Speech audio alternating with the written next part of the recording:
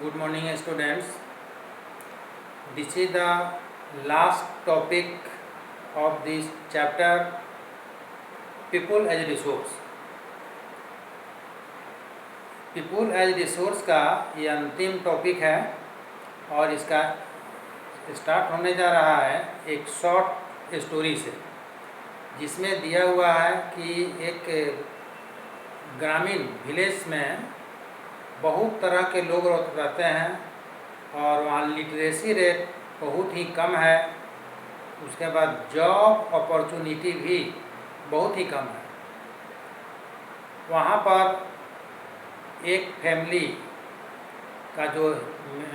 का जो हेड है, पेरेंट्स, वे चाहते हैं कि अपने एक बेटे को इंजीनियरिंग कॉलेज में, एग्रो इंजीनियरिंग कॉलेज में एडमिशन कराएं और वे नज़दीक के शहर में गए, एडमिशन भी कराए।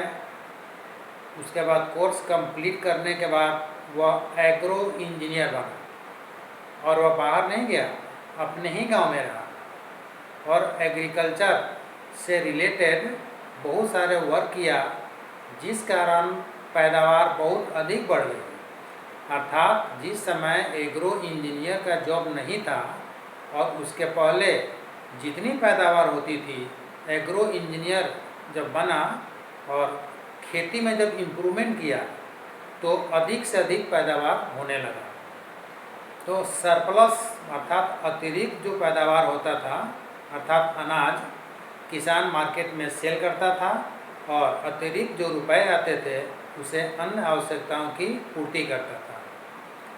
उसके बाद गांव के सभी लोग इकट्ठे हुए और सोचे कि लिटरेसी रेट बहुत ही कम है और दूसरा कि एक एग्रो इंजीनियर बना, तो इसको देखते हुए अन्य लोगों के मन में भी इच्छा हुई कि हम लोग भी अपने बच्चों को आगे बढ़ाएं। इसलिए पंचायत के माध्यम से एक स्कूल स्थापित किया गया और स्कूल खोलने के बाद एक बहुत सारे टीचर्स की रिक्रूटमेंट अर्थात भर्ती की गई नज़दीक के शहरों से। तो एक नया दूसरा जॉब क्रिएट हुआ, कौन सा? टीचर का। उसके बाद बच्चे भी पढ़ने लगे, धीरे धीरे लिटरेसी रेट बढ़ता गया और लिटरेसी रेट बढ़ने के बाद लोगों ने सोचा कि क्यों ना लड़कियों को भी अधिक से अधिक अपॉर्चुनिटी दी जाए, वे भी आगे बढ़ें, एग्रेसिव हों। इसलिए उनमें से एक फैमिली अपने बच्ची को टेलरिंग मतलब दर्जी की प्रशिक्षण दिलाया शहरों में जाकर। अब पहले जो लोग अपने हाथों से ही सिलाई बुनाई किया करते थे और पूरे फैमिली का किसी भी फेस्टिवल के अवसर पर जब कपड़े को सिलाना होता था तो फार्मर कपड़ों को लेकर दूर के शहर में जाता था और कपड़े सिलाकर लाता था।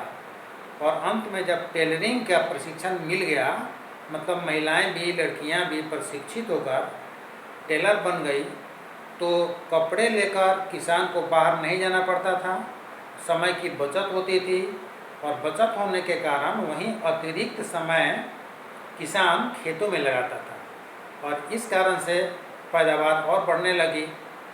इस तरह से देखा जाए तो एक भी जॉब जहाँ नहीं था, वहाँ agro engineer, teacher, tailor and so on और भी बहुत सारे स्टेप बाय स्टेप जैसे जैसे लिटरेसी रेट बढ़ता गया वैसे वैसे जॉब अपॉर्चुनिटी भी बढ़ती गई। अब यहाँ जो है इस चैप्टर का जो सार्थकता है कि people as resource, people as resource, लोग ही संसाधन है। जो पहले ही बताया जा चुका है, there are many resources found on the earth, natural resources and man-made or human resources. All the natural resources are utilized by human being by their ability, by their knowledge, by their quality and gain more and more profit. That is why human being is known as one of the best resource. यही इसका इस chapter का जो people as resource सार्थकता proof हो गया। एक rural ग्रामीण क्षेत्रों का जीवन यापन कैसा था, रोजगार के कोई अवसर नहीं थे, रोजगार मिला, और इस तरह से उसी के विषय में दिया हुआ है। There was a village inhabited by several family, एक गांव था जहाँ बहुत सारे फैमिलीज रहते थे। Each family produced each to enough to feed its member, और प्रत्येक परिवार उतने उत्पादन करता था जिससे परिवार के लोगों का भरण पोषण अच्छे ढंग से हो जाता था। One of the families decided to send one of its sons to an agriculture college. एक परिवार सोचा क्यों न अपने एक बेटे को एग्रीकल्चर कॉलेज में एग्रो इंजीनियर के लिए एडमिशन कराए।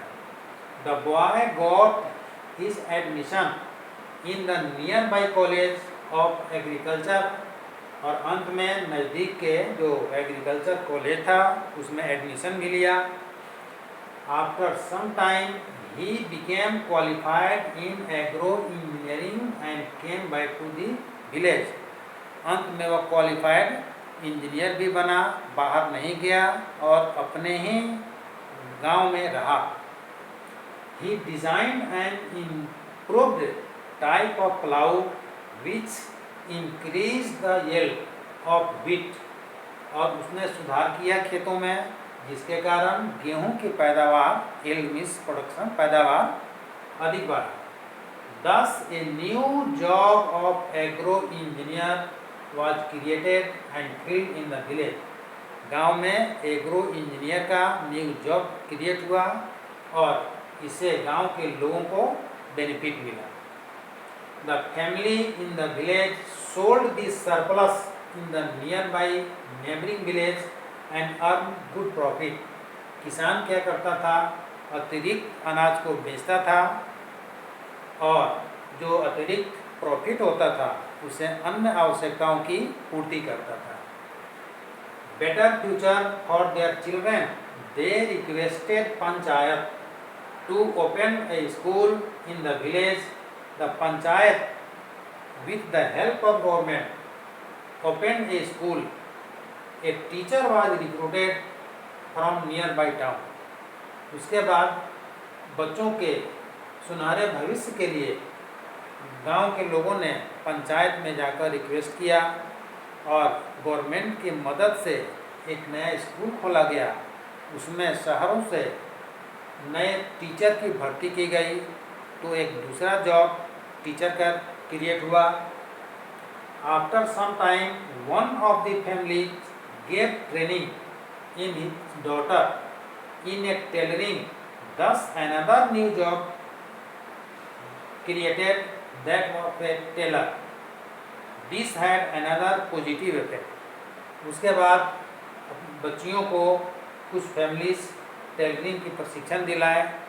एक न्यू जॉब टेलर का क्रिएट हुआ जो गांव के लोगों के लिए एक तरह से पॉजिटिव इफेक्ट हुआ। The time of the farmers is going for buying cloth set and farmers spend more time in the field. जो किसान कपड़ों को शहर में ले जाकर सिलवाता था, अब अपने ही घर में टेलर होने के कारण उनको बाहर नहीं जाना पड़ा, समय की बचत हुई और वे वो समय अपने खेतों में अधिक से अधिक इन्वेस्ट किए। इस तरह से ये स्टोरी के साथ ही यह टॉपिक यह chapter people as resource complete हुआ और next day MCQ question very short and long, इस पर हम लोग फोकस करेंगे। Thank you.